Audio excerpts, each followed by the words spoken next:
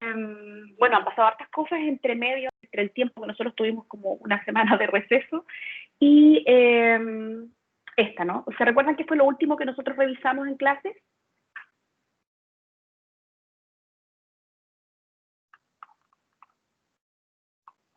Y les comento además que les subí a la plataforma el apunte que vamos a estar ocupando ya en las últimas semanas de clase, porque entiendo que nos queda poco tiempo de clase. También les quería preguntar eso, ¿cuándo tenemos la segunda evaluación?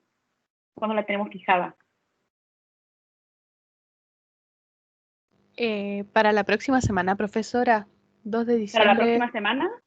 Sí, para el 2 de diciembre. ¿Eso es el miércoles? Sí. ¿No? Sí, cada Ya, día es miércoles. 2 de diciembre. Ya, y si es el 2 de diciembre, le voy a tener que hacer una prueba, o si no tendríamos que, porque si les hago un trabajo, vamos a tener poco plazo, tenemos solo una semana para que ustedes pudieran hacer ese trabajo. ¿Qué opinan? Les pido su opinión.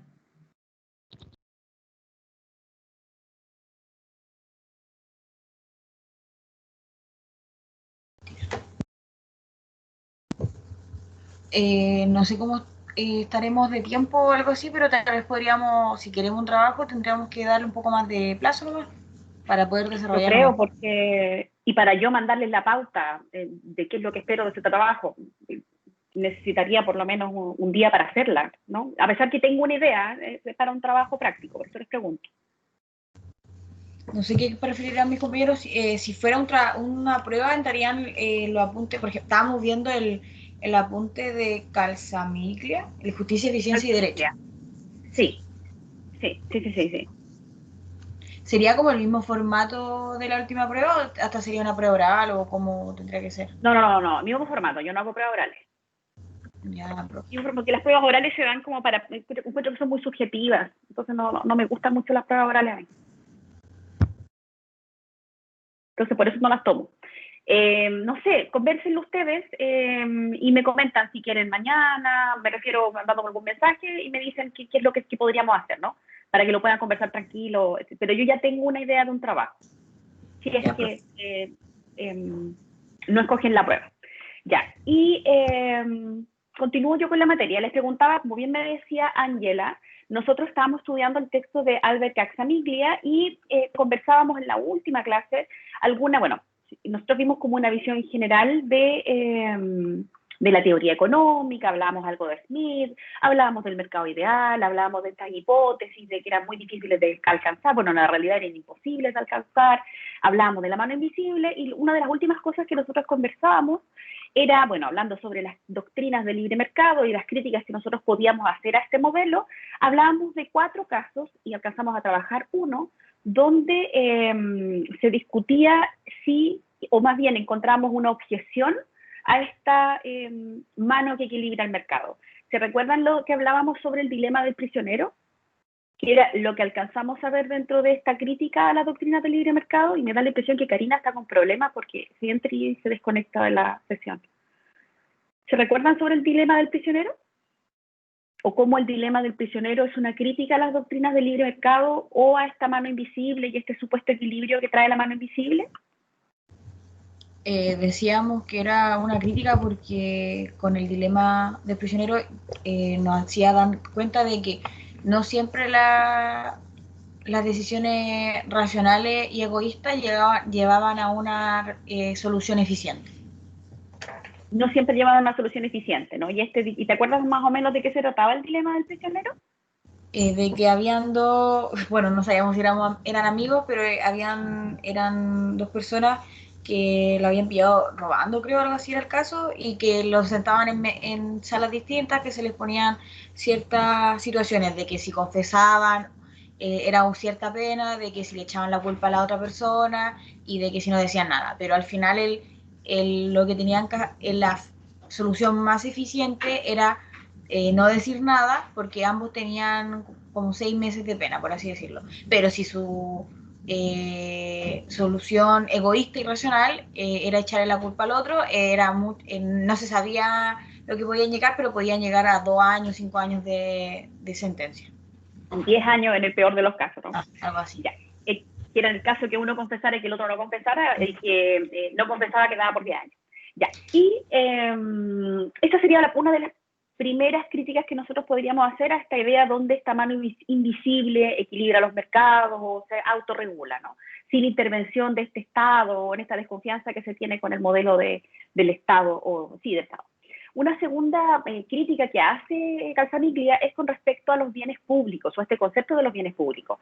Y nos dice que cuando Adam Smith formula esta idea de la mano invisible, de esta racionalidad, de este hombre económico, porque en ese tiempo hablaba de hombre económico, nosotros podríamos hablar de persona económica, esta persona económica que es altamente individualista y egoísta, siempre estaba pensando desde el punto de vista de la propiedad privada, pero que esta idea de autorregulación por la mano invisible no podría explicarse o no jugaría de la misma manera cuando nosotros estamos hablando de los bienes públicos. ¿Dónde estaría?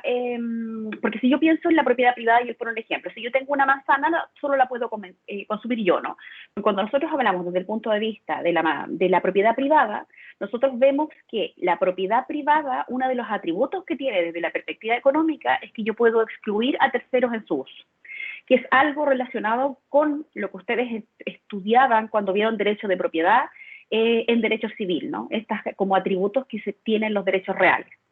Es decir, este atributo que tiene, o esta relación, porque algunos dicen que en el caso de los derechos reales yo tengo una relación con una cosa, y para otros dicen que nosotros como personas no podemos tener una relación con una cosa, sino más bien tenemos una relación con el resto de la humanidad que tiene que respetar este ejercicio de derecho de dominio que yo hago una cosa específica. A eso nos referimos con este derecho de exclusión. Cuando nosotros hablamos de los bienes públicos, no existe este derecho de excluir a terceros. ¿Se entiende este concepto? ¿Lo recuerdan? ¿Qué recuerdan de lo que leyeron cuando vieron este texto? ¿El bien público es excluyente? No, de hecho, profesor, es todo lo contrario, porque son bienes que le pertenecen a todos por vivir en el mismo territorio, por así decirlo. Entonces, pero también el texto decía de que mediante los impuestos también se obligan a estos privados a contribuir a estos bienes públicos, que es como una forma de aportar. Claro, porque finalmente Calzamiglia siempre hace como sugerencias porque él no ve una crítica absoluta a la teoría económica, sino que ve que podría, y esto lo vamos a ver cuando ya vayamos hacia el final del texto, donde nosotros podemos obtener ciertos beneficios de la teoría económica y cómo dentro de esta misma teoría económica nosotros podemos incluir el concepto de la presencia del Estado y de la regulación por parte del Estado dentro y cómo podría esto mejorar la teoría económica. Finalmente pareciera que eso es lo que nos dice. Y sobre esa idea, cuando nos habla de los bienes públicos, nos dice que a estos privados, cómo nosotros podríamos tratar de obtener un beneficio de parte de ellos o que se hagan parte de esta idea de los bienes públicos sería a través de los impuestos, ¿no? Y que también se puede relacionar con la situación país que nosotros estamos viendo, las discusiones que se están dando actualmente sobre tributos y específicamente sobre tributos a quienes tienen tributos especiales por la situación de pandemia, a quienes tienen mejor condición económica que el resto de la mayoría de los chilenos. Y en cuanto a bienes públicos, ¿cuáles son los bienes públicos? Nosotros ya entendemos que son estos bienes que yo puedo consumir sin excluir a terceros, lo que significa que cuando yo lo consumo lo pueden consumir terceros. En general se refiere a las playas, los caminos, etcétera, cosas que nosotros podemos ocupar. ¿Y dónde está la contradicción entre el bien público con la concepción de la mano invisible de Adam Smith? Es que si todos fuéramos esta persona económica que es altamente egoísta, que solo toma decisiones por sí mismo, entonces nosotros nunca tomaríamos decisiones colectivas que pudieran beneficiar este beneficio social, beneficio común. Y un ejemplo que da el texto, pero yo lo veo más bien como un ejemplo que ocurrió acá en Chile. ¿Se acuerdan cuando se dio el retiro del 10%, el primer retiro del 10% de las AFP? Una de las críticas que se hacían antes que se diera el retiro era que iba a traer una debacle económica, porque la gran mayoría de los chilenos y chilenas íbamos a ocupar ese 10% en comprar cosas que realmente no nos eran necesarias porque no nos encontrábamos en una situación de emergencia tal, ¿no? Se hablaban de los plasmas, etcétera. Esa fue como la discusión bien fea que se dio. Y en la realidad, lo que se dio, y este es el ejemplo que me parece que cae dentro de esta idea de los bienes públicos, no sé si se enteraron en una comunidad, en un pueblo, donde asfaltaron un camino, los vecinos con parte de su 10%, todos pusieron una cuota. ¿Supieron de ese ejemplo? ¿O que es real? Al menos yo no, profe, pero qué bueno Sí. que lo hayan ocupado para cosas de uso social. Social. Entonces, esta idea de que nosotros colectivamente tengamos intereses que son colectivos de bienestar social, donde nosotros estemos dispuestos a dar de nuestro propio capital, de nuestra propia propiedad privada para un fin común que nos beneficia a todos. Si todos nosotros fuéramos esta persona económica que nos dice Adam Smith, entonces, no, pensemos que somos nosotros 6, y dentro de nosotros 6, uno actúa como nos dice Adam Smith. Esa persona probablemente va a decir, ¿para qué yo voy a pagar la cuota? Si esto es algo común, yo lo puedo ocupar cuando yo quiera, que tiene que ver con esta noción de la tragedia de los bienes comunes, y el resto va a pagar la cuota, así que ellos van a pagar por mí, yo lo voy a ocupar de todas maneras. Y aquí el texto habla de los free riders, que se refiere a personas que tratan de andar, ocupar las cosas comunes sin pagar este costo. Y ahí viene esta noción, porque esta es la forma en que nosotros podemos equiparar, si nos encontráramos ante ese tipo de personas, donde nosotros a este tipo de personas le cobramos impuestos, ¿sí? Pero esta noción de que nosotros podamos actuar colectivamente con un fin de bienestar social excede o no podría calzarse o coincidir con esta idea de la mano invisible o con esta autorregulación y específicamente con la figura de la persona económica que nos hablaba antes. Que Adam Smith ni siquiera en el momento de concebirlo, esta persona económica, este hombre económico, no pudo siquiera considerar esta idea de los bienes públicos, que en todo caso existían en ese tiempo y que todavía existen al día de hoy.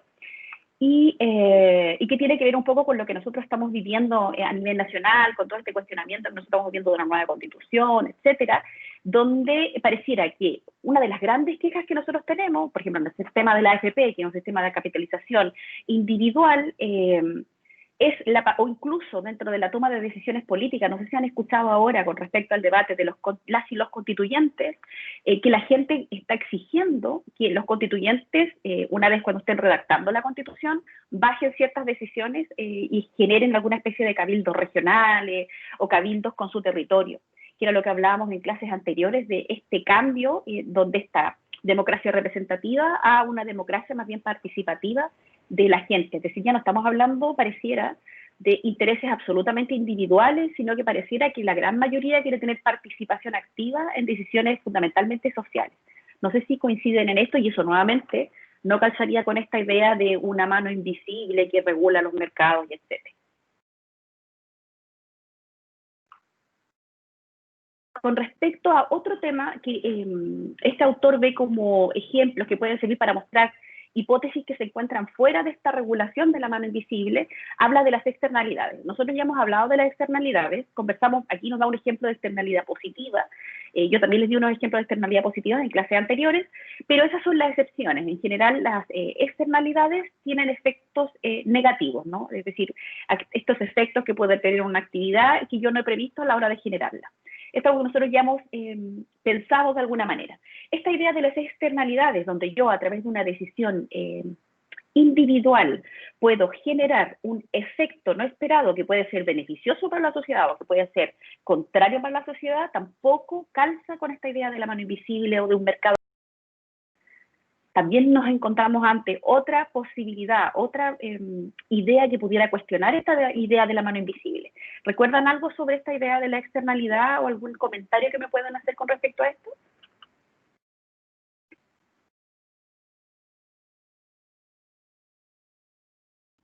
Lo que recuerdo que decía de las externalidades era que en un mercado perfecto no deberían ocurrir externalidades, ya sean positivas o negativas.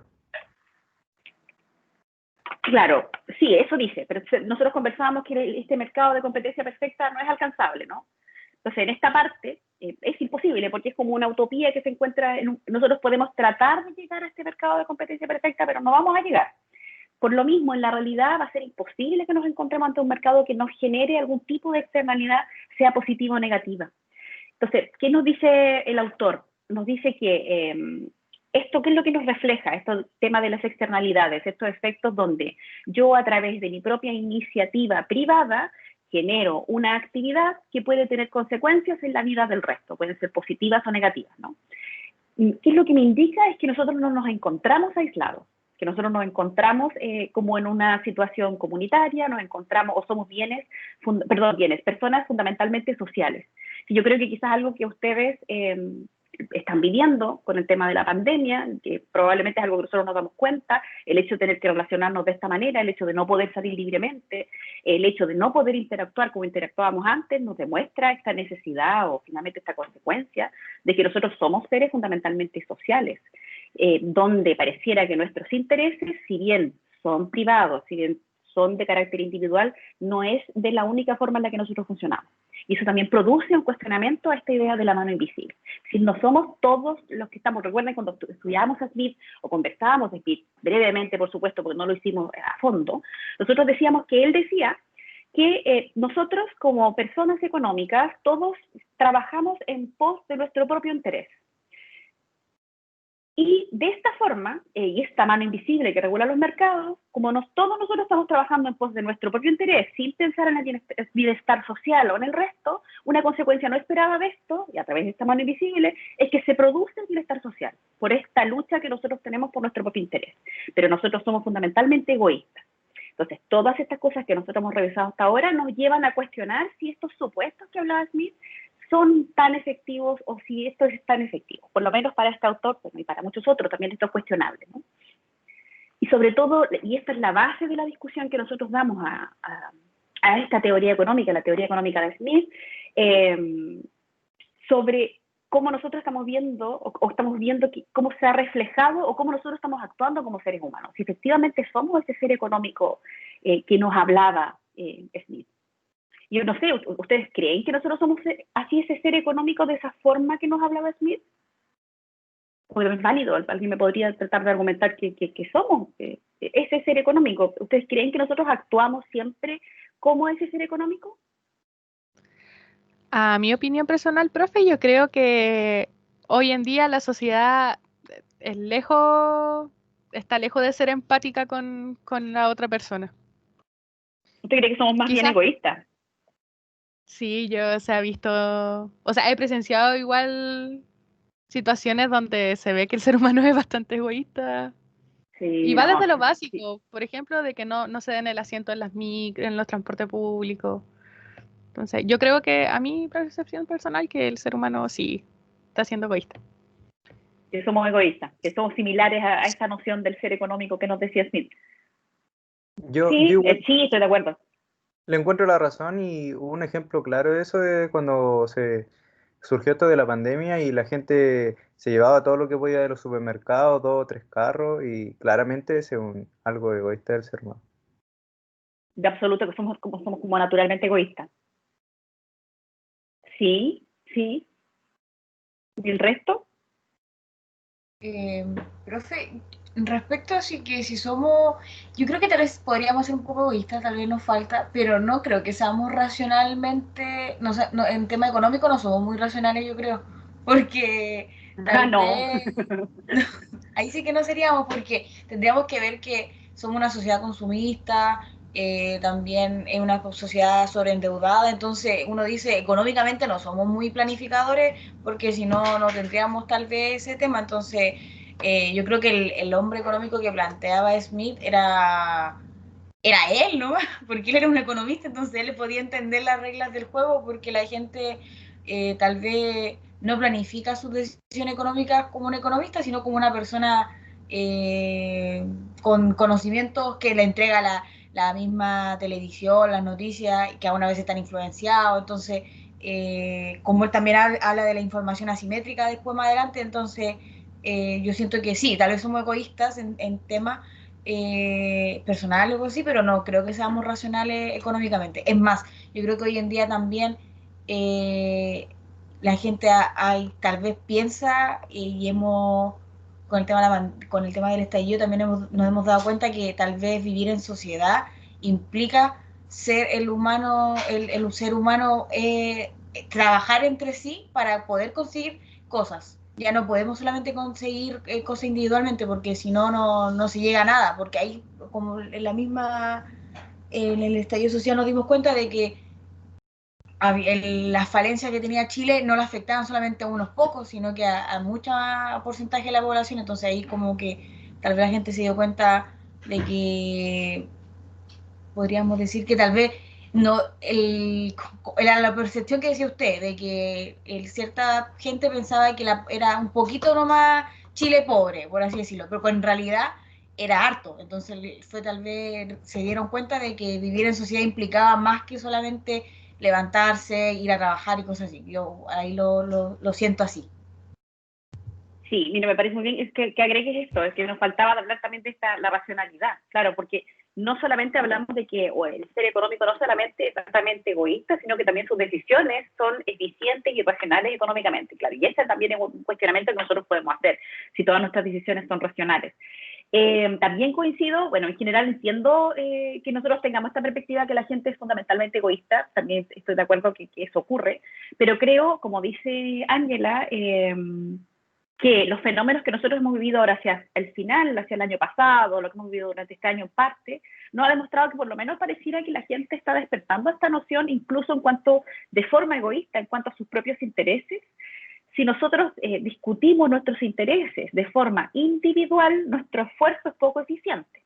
Si nosotros discutimos nuestros intereses de forma colectiva y con apoyo de una organización o alguna institución, nuestros esfuerzos son más eficientes. ¿Dónde nosotros vemos eso? Como un ejemplo jurídico, si nosotros estamos hablando de la negociación que nosotros podemos hacer con nuestro empleador para mejorar nuestras condiciones laborales.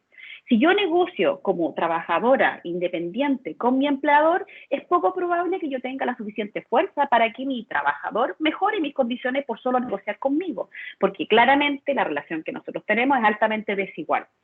Si hablamos que detrás de mí hay toda una estructura, un sindicato o alguna cooperativa, etcétera, que me apoye en esta gestión y no sea solo yo la que está exigiendo esta mejora laboral, no sé, que me pongan un jardín infantil, etcétera, el concepto que sea, hace que mi reclamo de carácter colectivo, aun cuando quizá mi interés es fundamentalmente individual, porque yo quiero mejorar mis condiciones de trabajo, me llevan a que yo busque asociarme o me una solución de carácter colectivo o con apoyo de una masa mayor. Y ahí es donde uno ve lo que pasó el año pasado en octubre y lo que nosotros estamos viendo en general, incluso cuando se discutió el tema de la paridad para la constituyente. Recuerden que para poder obtener la paridad existe un acuerdo que fue transversal a los partidos políticos.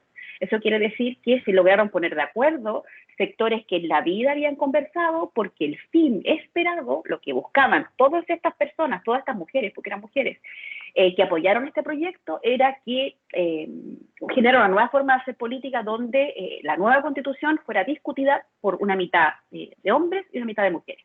O sea, ahí por ese lado, incluso si nosotros pensamos que nos encontramos ante este sujeto altamente egoísta, y que de hecho estoy de acuerdo con los ejemplos que ustedes dan, porque también me topo con esos ejemplos todos los días, o esta gente que ahora puede salir a la playa y deja todo sucio sin pensar en el bienestar colectivo de todos nosotros, eso es real, eso es existente y uno puede hacer críticas a eso, o puede pensar por qué esto ocurre. Pero creo que incluso encontrándonos ante este ser individual, egoísta, que toma decisiones económicas poco racionales, cuando necesita negociar, cuando necesita conversar en una relación que es asimétrica, entonces es necesario que se asocie. O es necesario que tenga una representación o algún apoyo mayor de una estructura mayor que ese mero trabajador contra un empleador, por solo dar un ejemplo, porque puedo dar mucho, pero ese en particular me parece que es un buen ejemplo y que a estas alturas ustedes ya vieron, porque tuvieron derecho laboral. Y también conocen que en Chile nosotros tenemos toda una regulación y limitación al tema de cómo nosotros nos podemos asociar a los sindicatos, etcétera, y cómo esto está consagrado en la Constitución, y que es algo que probablemente va a ser discutido en un nuevo proyecto de Constitución para Chile. Y otro factor o crítica que hace este autor en cuanto a esta idea de esta mano invisible, donde falla esta noción de la mano invisible, es cuando me habla precisamente de lo que me hablaba Ángela, que es la información asimétrica. Y me habla y dice que Hayek le daba mucha importancia a este tema de la información asimétrica, por ejemplo, cuando los individuos que forman parte de una negociación no tienen el mismo acceso a esta información. El típico ejemplo de información asimétrica uno lo podría dar en las relaciones de consumo, es decir, donde consumidora, quizá me encuentro tengo una información asimétrica con respecto al producto que yo estoy comprando, con respecto a quién me provee este producto, el proveedor. O por otro lado, que también se da esa discusión en lo que se habla de la relación de consumo, cuando me bombardean de información a fin de que yo me confunda en la compra de un producto. No sé si esto ustedes lo han visto, porque ustedes creo que con Juan ven consumo, ¿no? Por el profesor Juan. No, profe, vimos el semestre pasado Derecho al Consumo con la profesora Marlene. Profesora Marlene, ¿y qué conversaron sobre esta idea? ¿Se daba esta información asimétrica en consumo, no? Sí, constantemente se da esta información asimétrica. La gente va muchas veces a comprar algún producto o servicio sin saber en qué consiste. Y de hecho eso sirve también como para el proveedor de aprovecharse de este consumidor ignorante, por así decirlo. Este consumidor ignorante, ¿no? De que no sabe a qué va o cómo compra, o bien incluso cuando entregan información falsa de plano. Y esta la típica, el caso cuando se dan estas ventas que supuestamente bajan los precios y en realidad no los bajan porque los subieron 2 semanas anteriores. Es decir, toda esta idea, no me recuerdo cómo se llama, no me olvidé el nombre, que en otros lados se llama como Black Friday, aquí no me acuerdo cómo se llama, estas ventas que hacen como... ¿se recuerdan cómo se llama este día donde venden cosas más baratas? El Cyber Monday, profe. El Cyber Monday, porque en otros lados le dicen Black Friday. El Cyber Monday, por ejemplo, que quizá en un principio fue algo bueno, pero pareciera que ahora ya no tanto, que se dio para muchas malas prácticas por parte de los proveedores. ¿Por qué se dan esas malas prácticas en Chile o en un mercado como el nuestro? Porque no hay suficiente regulación o porque el Estado no tiene suficientes herramientas para poder regular. Por eso se da esto. Por lo menos si uno cree que un sistema de libre mercado y un sistema de teoría económica que nosotros estamos conversando puede funcionar, según lo que nosotros estamos leyendo en este texto y lo que hemos conversado, funcionaría siempre y cuando tengamos alguna especie de institución que se preocupe de esta regulación. ¿Y qué es lo que me dice este profesor cuando me habla de la información asimétrica? Me habla del Market of Lemons. ¿Le llamó la atención esa frase o a qué se refería el Market of Lemons? Dice que se produce un Market of Lemons cuando hay información asimétrica.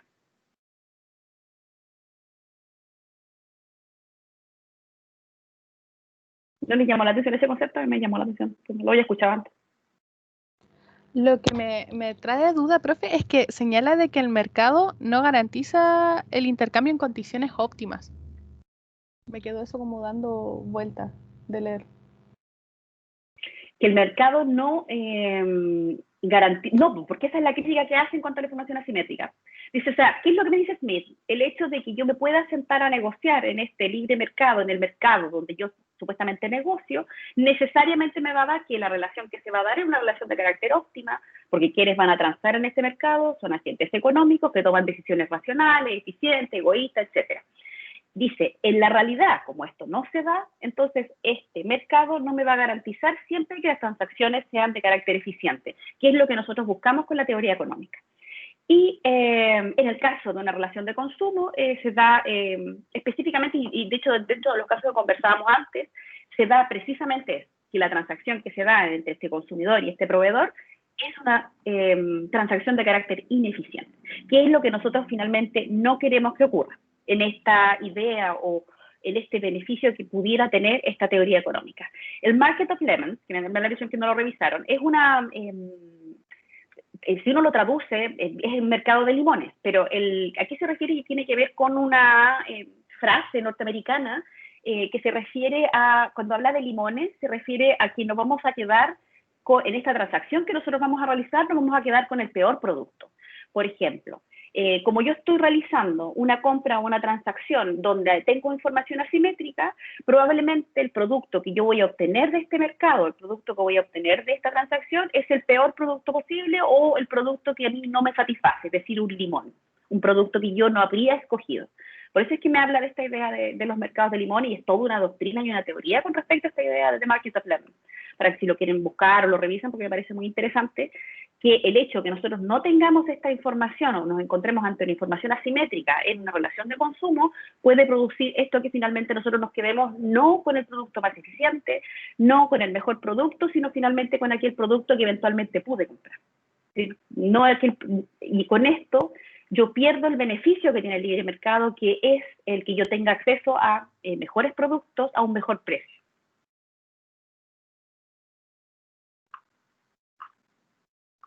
Ya, con respecto a esto, ¿tienen alguna duda? ¿Hay algo que les llamó la atención? ¿Todo lo que hemos revisado hasta ahora? Profe, por ejemplo, ahora entiendo la palabra, porque en el ejemplo que da el tema de los computadores de segunda mano y de que el consumidor no estará dispuesto a pagar más porque no tiene la información y el vendedor no estará dispuesto a dar más información. Entonces, ahí viene la lógica de que nos dice de que entonces, si no se regula esto, el mercado no va a poder surgir porque nadie va a estar dispuesto a comprar ni vender, entonces no van a como un soltar, ninguna de las dos partes va a querer como ceder, por así decirlo. Y Ya. nadie va, y el mercado se va a detener. El proveedor va a dejar de vender y yo voy a dejar de comprar. Y yo necesito un computador porque no sé, tengo que hacerle clase a ustedes. Y el proveedor necesita vender porque necesita recursos para seguir generando en este negocio en particular. Entonces, si nosotros ambos nos encontramos en esta posición dura, donde este proveedor no me quiere entregar la información ni yo quiero comprar el computador de segunda mano, entonces ahí está la discusión. Y eventualmente podría ocurrir que yo compre el peor producto posible o el proveedor venda a un precio que no debía vender. ¿Por qué? Porque nos encontramos ante una información asimétrica. Esa es la discusión. Entonces, finalmente nos quedamos ante la solución menos eficiente posible. Y esto que ni siquiera hemos hablado en términos de equidad. Ya, entonces después de esto, el autor hace una serie de conclusiones con respecto a todas las ideas que nosotros hemos revisado, o estos 4 ejemplos que son el dilema del prisionero, los bienes públicos, las externalidades y la información asimétrica, como crítica a este modelo de la mano invisible o de este mercado que se autorregula. Y una de las cosas que a mí me llamó la atención, de las muchas cosas que dice este autor, es que nos dice que la eficiencia es una condición necesaria y sin ella no hay justicia, pero no suficiente justicia, y hace una crítica finalmente a este modelo del óptimo de Pareto, que nosotros revisábamos hace un rato, y nos dice que la doctrina ha insistido en este punto y a veces ha exagerado y ha llegado a afirmar que la eficiencia es un adecuado concepto de justicia. ¿A ustedes qué les parece ese concepto? ¿La eficiencia es un adecuado concepto de justicia? Porque uno podría decir que si algo es eficiente, ¿es necesariamente justo? ¿Qué les parece esa frase que ocupa Posner, de hecho, en The Economics of Justice? ¿Qué les parece esta frase? Si algo es eficiente, entonces yo entiendo que es un concepto de justicia. ¿Eso es real? No, creo que cuando estudiamos el óptimo de Pareto, era uno de los cuestionamientos que nos hacía, que a nosotros no nos parecía lógico algunas veces, porque era, pero ¿cómo va a quedar toda una persona, por ejemplo, todos los productos, pero el resultado más eficiente? Pero para nosotros no era más justo, entonces claramente no es un concepto. Lo que también dice después el autor es, puede ser relacionado a la justicia, pero no es el mejor ni debería ser el último, por así decirlo. No debiera ser la última meta, ni debiera ser como la única forma en que nosotros entendemos este concepto de justicia. Sí, nos sirve esta eficiencia, nos sirve la eficiencia social, pero incluso dice que Pareto, habla de Posner, han exagerado tratando de buscar o como de generar o creer que nosotros creamos que si algo es eficiente, entonces es necesariamente justo. Esta discusión que da este autor con respecto a estas posturas que tienen estas economistas que son tan importantes para el análisis económico del derecho y para la economía en general. Y bueno, aquí también habla de algo que me hablaba, creo que Tiare hace un rato, con respecto a cómo nosotros podemos compensar estas ineficiencias del sistema con la instauración de determinados impuestos. Y otra cosa que me llamó a mí la atención con respecto a las conclusiones que saca el autor es que dice, toda doctrina económica que pretenda fundamentarse en la teoría económica y que defienda que el único criterio de justificación de un sistema económico es la eficiencia, está sesgando o sacando conclusiones incorrectas de la propia teoría económica. O sea, dice, esto que nos dice Posner, esto que en algún grado dice Pareto, llega hasta tal punto este concepto de la eficiencia que lo viene a sesgar y saca conclusiones erradas con respecto a la teoría económica. Es decir, la teoría económica no está tan equivocada, pero tratar de llevarlo a este punto donde yo encuentro que la eficiencia coincide con justicia, como lo hace Posner, es exagerado y es equivocado.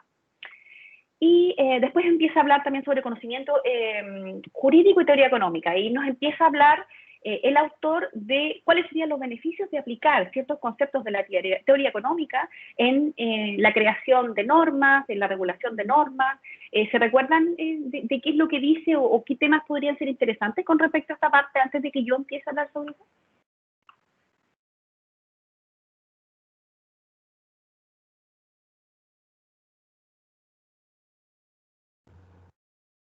Una de las cosas interesantes o que yo encontré bastante bueno, útil, por así decirlo, era de que no simplemente teníamos que quedar con la idea de que la norma fuera legal y que estuviera acorde con el sistema, sino que también viéramos si la norma cumple con los objetivos, porque, porque sería una norma legal, pero no eficiente. Y también después tendríamos que darnos cuenta si la norma era legal, eficiente y justa, decía también, por así decirlo. Entonces, eh, no quedarnos con el normativismo que decía el autor, simplemente Kelsen. de que la norma estuviera bien hecha, que estuviera acorde con que no generara antinomias, tal vez con contradicciones, pero también ver si cumplía con los objetivos que se proponía la norma, porque si no estaríamos ante una norma ineficiente. Ineficiente y hace una crítica a la teoría pura de Kelsen, donde finalmente hace una crítica con respecto a el hecho de cómo yo estructuro la norma y qué es lo que yo espero, porque dice una de las grandes críticas que uno puede hacer a esta teoría pura del derecho de Kelsen es el que trato de hacer creer que la normativa es algo de carácter objetivo, que no tiene como ningún valor subjetivo en la creación de esta, ni tampoco tiene ninguna consecuencia política. O sea, ahí se produce una crítica, o este autor ve una crítica con respecto a la teoría de Kelsen, con respecto a cómo nosotros entendemos la norma, reconociendo de todas maneras el valor de la teoría pura, pero haciendo esta crítica con respecto a las consecuencias que puede tener la norma, o que no solamente basta con que yo construya muy bien la norma, sino que tengo que construirla pensando en las consecuencias que esta va a tener y cuáles son. Y en esto, dice, la teoría económica nos puede servir de gran ventaja para que nosotros podamos prever los efectos de una norma. Que ustedes quizás, y es algo que nosotros conversábamos al principio dentro de las primeras clases, en cuanto a estos efectos que tiene el análisis económico del derecho, el hecho de que nosotros podemos crear modelos predictivos, etcétera, todo lo que nosotros conversábamos en clases anteriores. Y empieza, cuando habla de este conocimiento jurídico y teoría económica, y me llamó mucho la atención que decía, que es una opinión universal entre los economistas, y dice, incluyendo a los marxistas, que los mercados maximizan la riqueza social. Es decir, todo lo que nosotros hemos revisado hasta ahora, incluso para como los más extremos en esta discusión, que serían los marxistas, están todos de acuerdo que el mercado es necesario y que el mercado es el que genera esta riqueza social. Y en esto cita a Calabresi. Y dice, en realidad existen muchas situaciones sociales que no cumplen las condiciones de los mercados y por tanto se exige la intervención del Estado o el diseño de las instituciones. Es decir, ¿qué es lo que viene a aportar este autor? Nos dice, estamos todos de acuerdo que los mercados son necesarios, estamos todos de acuerdo que los mercados generan esta riqueza social, pero nosotros podríamos incorporar a esta noción y a fin de poder cubrir estas situaciones sociales que parece que no se satisfacen con los mercados, con la mano invisible, etcétera, una intervención del Estado o, en su caso, porque dice incluso puede no ser el Estado, puede ser el diseño de instituciones que van a ser validadas, ¿no? Y eso es lo que nos menciona. Después dice que Posner sostiene la tesis de que la eficiencia, tal como él la define, es un adecuado concepto de justicia, que lo conversábamos hace un rato, y de hecho Posner hace esto en un libro que se llama The Economics of Justice. O sea, dice la economía de la justicia, o sea, hasta esta exageración llegó Posner. Y dice que una importante literatura que se preocupa por el tema de estas relaciones de eficiencia y equidad. Y una de las preguntas de la prueba, una de las conversaciones que nosotros tuvimos en clases anteriores, era cuál es la relación entre eficiencia y equidad. Y nosotros veíamos que dentro de lo que nosotros hemos visto hasta ahora, o dentro de lo que decía la teoría económica, dentro de lo que vimos con Posner, pareciera que no eran conceptos que coincidían, ¿no? Algo podía ser eficiente, pero no era necesariamente equitativo. En síntesis, sí, nos dice el autor, han partido de la idea de que los criterios de eficiencia son los criterios fundamentales a la hora de diseñar las reglas del juego de una sociedad. El derecho solo tiene sentido como una idea práctica que tiende a una finalidad determinada, que es esta eficiencia. Y dice, pero esta no es la situación actual, nos dice el autor. Los economistas están en condiciones de aportar métodos para el cálculo de la eficiencia social, que era lo que yo les hablaba hace un rato, de las leyes y las sentencias. Y es ahí cuando dice que el modo de preguntar y suponer en economía es interesante aplicarlo a el estudio del derecho, a la generación de nuevo derecho. Y aquí hace una distinción, bueno, lo típico en cuanto a uno de los supuestos fundamentales que nos podrían servir, esta idea de la racionalidad individual. El concepto de la racionalidad individual, ¿ustedes lo pueden encontrar en nuestro Código Civil? ¿Existe una figura similar a esta idea de la racionalidad individual? Que no aparece en el texto, por supuesto, es algo que yo les pregunto de su conocimiento previo. ¿Existe esta idea de la racionalidad individual en nuestro Código Civil?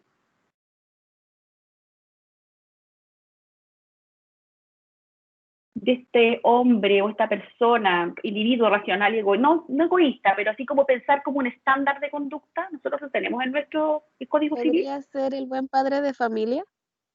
El buen padre de familia, a mí me parece, no, me parece que podría ser una especie de media o de racionalidad media que nosotros podemos esperar. Esta idea del buen padre de familia, bueno, si lo queremos ahora extender, la buena madre de familia, ¿no? Y, por supuesto, esa es mi opinión, no es que necesariamente sea así, pero me parece que podría ser un estándar de conducta media que nosotros podríamos pensar o extender en algún momento a esta idea de la racionalidad económica si nosotros aumentáramos este concepto. Entonces, las leyes, nos dice el autor, tienen funciones directivas y deben conseguir los objetivos que pretenden. Y nos dice una posible salida sería dejar el sistema al mercado sin la existencia de normas previas, nos dice. Y los individuos, nos pone un ejemplo. Dice, imaginemos que en un cruce de carreteras al que llegan dos individuos con sus automóviles y trata de pensar qué solución nosotros podemos dar a este conflicto. Dice, los dos tienen el máximo interés en pasar lo más pronto posible. ¿Cómo nosotros podríamos regular esta situación? Dice, lo podríamos dejar al mercado, es decir, donde no existen normas previas y los individuos tendrán que buscar un acuerdo para ver quién pasa primero. Una posibilidad sería que ninguno de los dos se detengan, asumiendo que el otro se va a detener, pero ahí están asumiendo un alto riesgo porque puede suceder que ninguno de los dos se detenga y choquen y puedan fallecer, causarse daño, etcétera, porque los dos podrían pensar lo mismo. La segunda solución sería que los dos se detuvieran y acordaran quién pasa primero, pero eso sube altos costos de transacción en cuanto a ambos. Para que esto fuera eficiente, lo que ellos quieren hacer es pasar rápidamente. Y la última opción, y que esto tiene que ver con la teoría de la que está hablando Cansamiglia, de cómo nosotros podemos mejorar la teoría económica, es decir, confiar esa instancia o esa decisión de estos dos individuos que se van a encontrar en un cruce a un tercero, una autoridad que va a dictar una norma y esta va a ser eficiente y racional porque evita los costos de transacción entre estos dos individuos. Un ejemplo concreto de esto sería, por ejemplo, la instauración de una señal pare o la instauración de un semáforo. Es decir, donde se creó una norma que evita que estos individuos tengan que detenerse a negociar quién pasa primero. ¿Se entendió ese ejemplo en cuanto a, cuando lo leyeron en el texto, en cuanto a esta idea de la eficiencia o cómo se puede mejorar la teoría económica por Cansamiglia?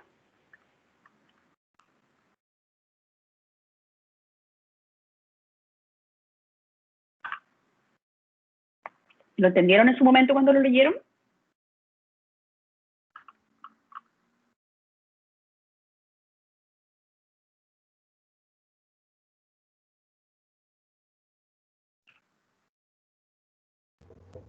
Profe, yo ahí como que me perdí un poco. ¿Por qué se perdió? En el ejemplo habla sobre buscar la eficiencia de la norma, ¿no? Sí, nos está hablando de cómo, porque finalmente él todo el rato está postulando el que nosotros tenemos la teoría económica, cómo esta puede ser beneficiosa, esta búsqueda de la eficiencia, y después nos dice que nosotros podemos mejorar ese concepto de eficiencia si nosotros tenemos un Estado que participe en la regulación de este mercado, o participe, y después dice, puede que no sea el Estado, sino que una institución que nosotros tengamos para ello. Y después da este ejemplo. ¿Se entiende ahí? Que tiene que ver con la normativa, que tiene que ver con la creación de la norma, porque nosotros creamos normas, porque nosotros no permitimos que nosotros nos regulemos en cuanto a nuestras voluntades y negociemos uno y cada uno de todas las transacciones o todos los pasos que nosotros damos en nuestra vida, porque creamos el Estado, porque creamos el derecho, porque creamos la norma, etcétera. ¿Por qué nosotros como sociedad decidimos regularnos de esta manera? Y nos dan un ejemplo bastante pequeñito, ¿no? Pero que nos sirve o nos da visión de qué se refiere esta idea de por qué nosotros buscamos que un tercero solucione nuestras controversias. ¿Por qué no lo hacemos nosotros negociando de persona a persona? Ustedes hasta este punto probablemente han visto, y esto también escapa a la idea de la persona racional, este agente económico que toma decisiones racionales, por qué es necesario el campo del derecho, por qué es necesario que intervenga un tercero en la solución de este tipo de controversias, porque hay controversias que nosotros pareciera que no podemos superar en la negociación que nosotros hacemos de persona a persona, o si pudiéramos llegar a una solución, los costos de transacción de esa solución van a ser muy altos. ¿Sí? Por eso es que se crea la norma. Esa es la discusión que da este autor cuando me habla de este ejemplo. Y voy a hacerle solo esta hora de clase, entonces le voy a pedir 5 minutos más para terminar la idea y terminamos la clase. Y les decía, bueno, hace una distinción en cuanto a este objetivo de la norma, menciona a Bobbio, donde dice que él establece una distinción entre lo que es la ciencia y la filosofía del derecho. ¿Ustedes creen que nosotros somos una ciencia, el derecho? Quizá una discusión que puede que hayan dado con Damián en su momento. ¿Nosotros somos, existe una ciencia del derecho?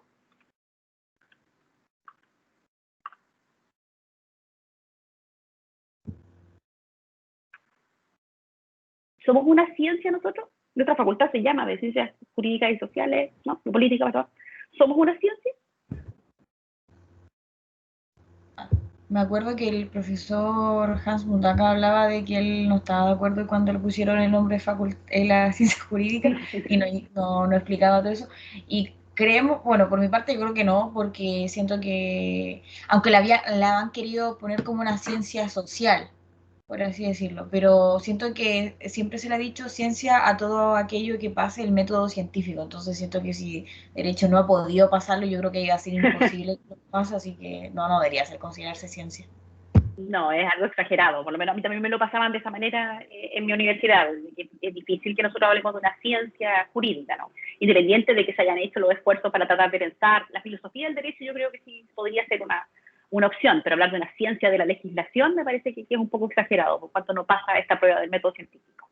Y nos habla de, bueno, aquí empieza a hablar de Kelsen, bueno, nos dice, también nos habla que la jurisprudencia, porque ya me habló del derecho escrito, la creación de la norma, y después empieza a hablar de la jurisprudencia. Dice que la jurisprudencia no se ocupa de cómo debe ser el derecho, sino cómo este en efecto es, ¿no? Entonces, que la jurisprudencia lo que hace es aplicar la norma y lo que hace también es analizar cómo esta norma en la realidad se aplica, en estas relaciones sociales que nosotros tenemos.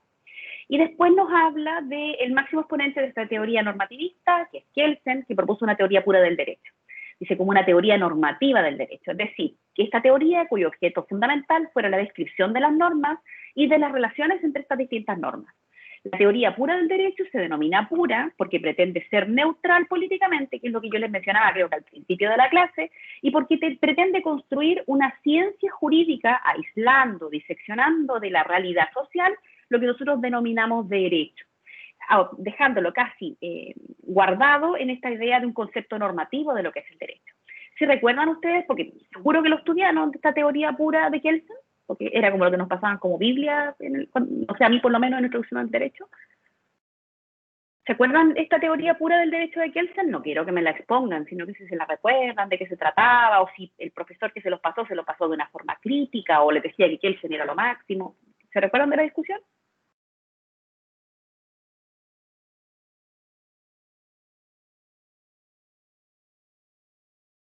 Esto probablemente se los pasó Hans Mundaka o se los pasó Damián Todorovic, que creo que parece que esos son los profesores que hacían introducción al derecho cuando ustedes entraron a primero.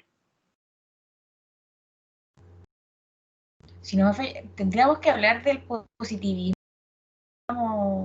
de eso, ¿no? El profe Hans Mundaka era positivista y el profe Todorovic era por el otro lado, entonces siempre Y un tenía naturalista. Exactamente, sí. Como Kelsen, Mundaka encontraba que Kelsen era lo máximo. Sí, algo así, no sé si lo máximo, pero sí, él planteaba, era crítico porque no así, me acuerdo que en una clase, sí, él decía que si nos llevamos al positivismo extremo, podríamos considerar que, por ejemplo, el régimen nazi era bueno porque estaba dentro de la legalidad. Entonces dijo que no, porque no, tampoco era eso. O sea, no porque sea una norma, porque esté permitido, porque haya sido sancionado por todos los instrumentos jurídicos existentes, significa que sea bueno, ¿no? Pues yo sabía que Mundaka opinaba eso, él es positivista, pero sí, no lo lleva a la exageración.